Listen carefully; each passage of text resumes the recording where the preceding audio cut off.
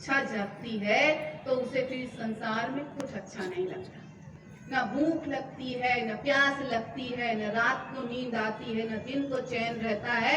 उसे इस संसार में सर्वत्र सिर्फ परमात्मा को पाने की ही भूख प्यास रहती है। वह व्याकुल रहता है, अधीर रहता है, बेचैन रहता है।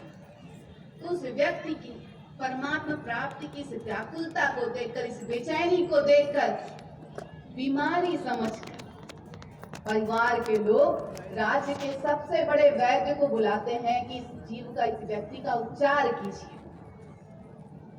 जब वैद्य आते हैं तो परमात्मा प्राप्ति के लिए अधीर व्यक्ति क्या कहता है?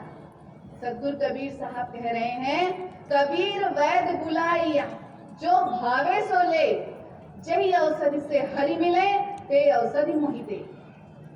कबीर साहब क्या कह रहे हैं कि वह व्यक्ति कह रहा है कि तू मेरा सब कुछ ले ले, मेरा सारा रुपया पैसा धन संपत्ति दौलत घर गाड़ी व्यवसाय सब कुछ ले ले, पर तेरे पास अगर कोई ऐसी औषधि है जिससे मुझे परमात्मा मिल जाए तो दया कर मुझे वो औषधि दे दे, जल्दी दे दे मुझे। यह बात सुनकर वैद्य ने असमर्थता जाहिर की। वैद्य ने कहा, अगर आपके शरीर में कोई विकार होता, कोई बीमारी होती, कोई समस्या होती तो मैं उसका उपचार करता, परंतु परमात्मा प्राप्ति की कोई औषधि मेरे पास नहीं है। सत्य है, आज विज्ञान ने इतनी उन्नति कर ली है, इतनी तरक्की कर ली है, इतना विकास कर लिया है कि मनुष्य एक स्थान पर बैठे बैठे पूरी दुनिया घूम सकता है, परंतु वही विज्ञान उस पूरी दुनिया में व्याप्त परमात्मा के दर्शन नहीं करा सकता।